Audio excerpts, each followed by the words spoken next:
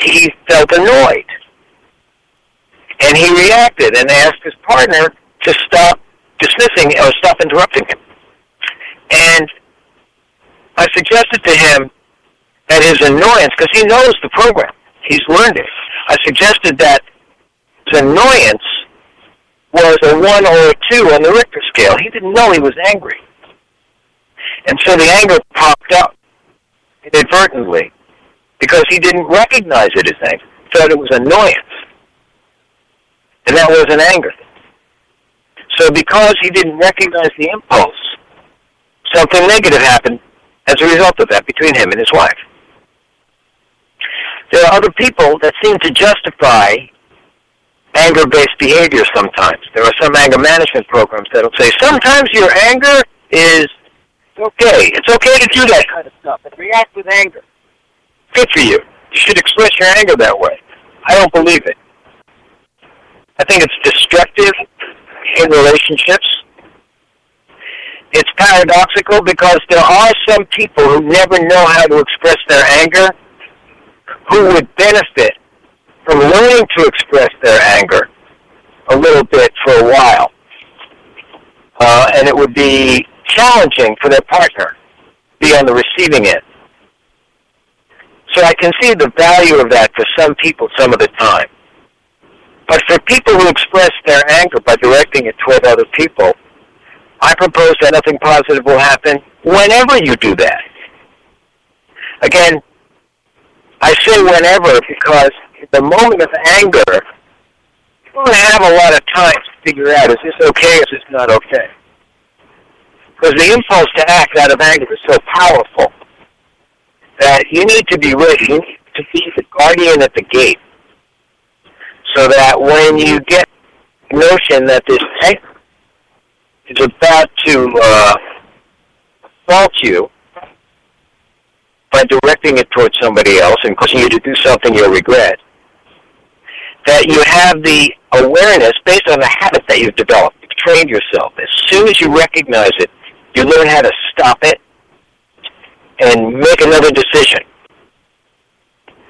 It takes the learning of these basic principles and of these behaviors to be able to do that in the moment because the impulse of anger can be quite strong.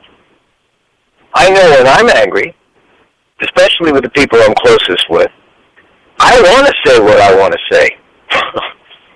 I don't want to have to keep my mouth closed because I'm feeling vulnerable in some way, which is another part of the anger understanding. Emotional intelligence teaches us that anger is a secondary emotion.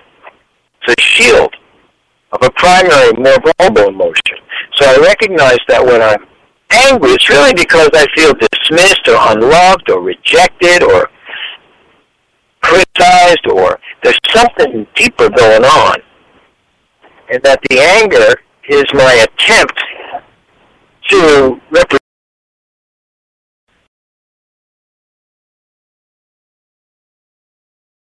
when I was 3 years old. It's a little old by now. It's not working. Probably didn't work that well when I was 3 either. So the challenge here is to really work with first the understanding of anger and the understanding of that basic principle. And then you get to practice to train yourself to change your behavior. I was going to talk about, I'm very excited, really excited about a project I've mentioned here before. I call it my pineapple project because it takes 2 years to grow a pineapple. But starting this Friday, I'll be teaching the kind of basic principles of emotional intelligence and the 4 rules of taming your anger to an entire school of what we refer to here in California as continuation high school students.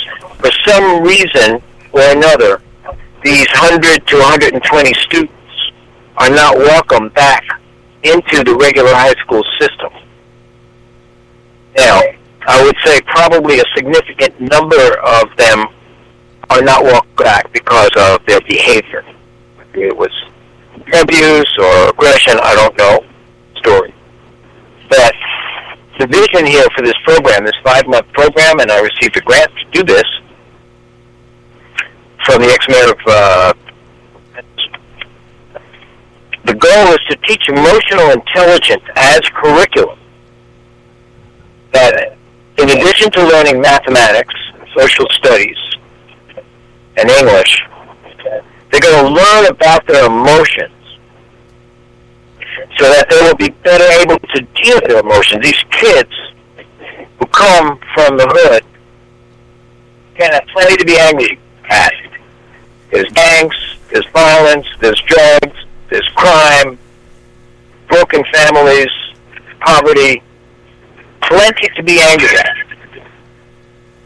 I am going to attempt to educate them about their emotions and to teach them ways of dealing with their emotions that cause no harm to themselves or to people they love, so they stay out of trouble. It's hard enough to get ahead, because once you erupt, now you're vulnerable to getting swooped up in the system.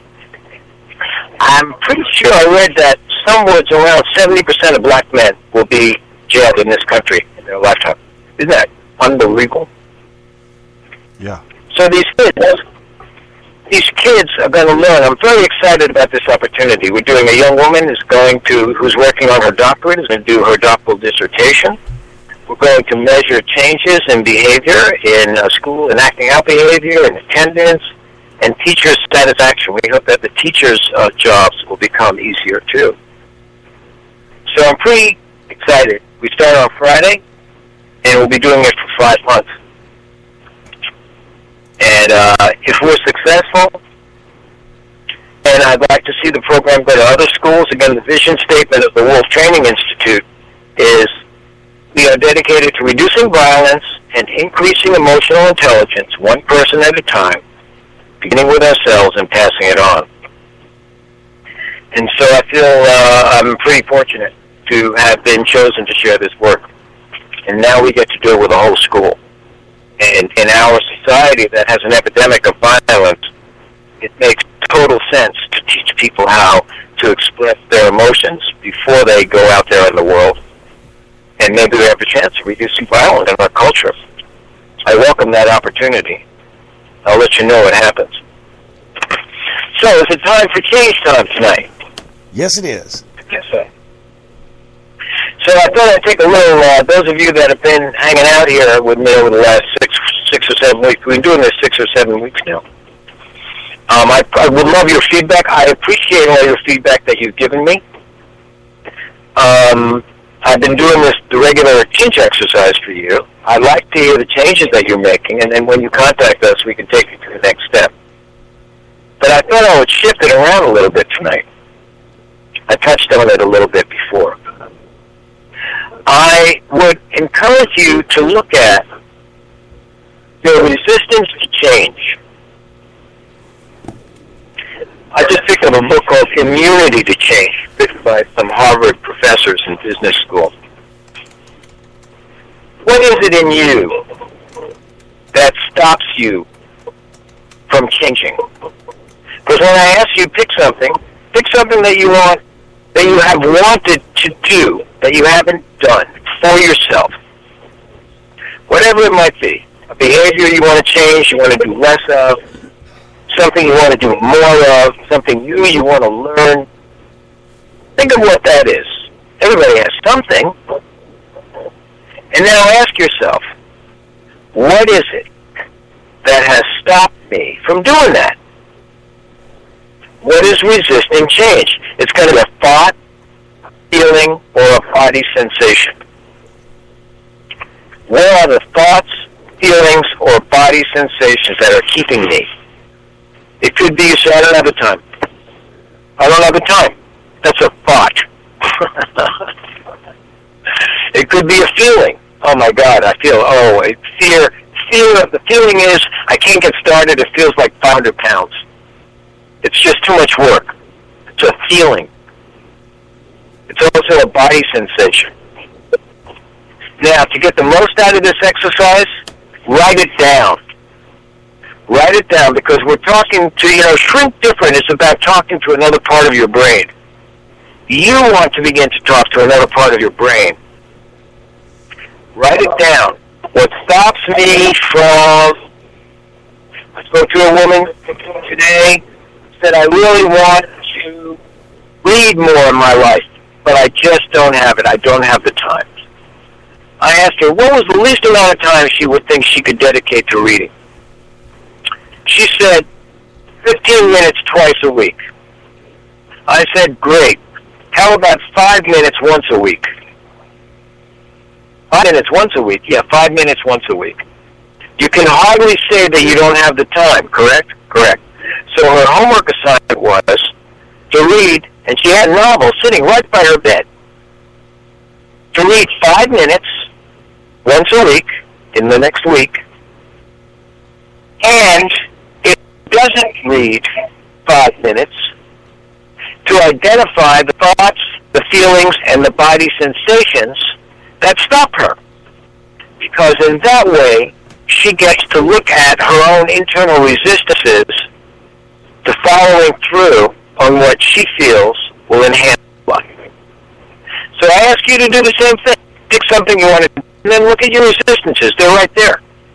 Write it down, and then say them out loud. By doing that, you empower yourself. And what I would tell you is, the next time you hear that voice or get that feeling, the way to work with it is in that moment, as close to that moment as possible, you act on the thing that you're resisting, assuming it's oriented toward life and a positive outcome.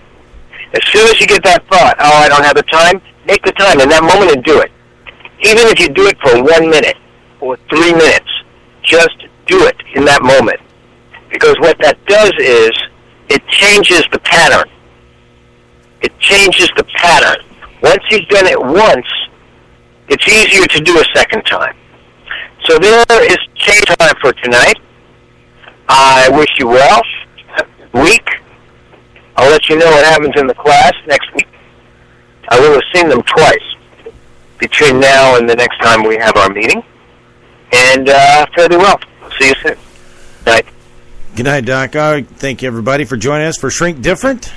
Tune in again next Monday at 7 p.m. Central Time. That's 5 p.m. Pacific Time and 8 p.m. Eastern Time on TFOK Radio. Have a great evening. You're listening to TFOK Radio. TFOK Radio, the station that rocks the TFOK Nation.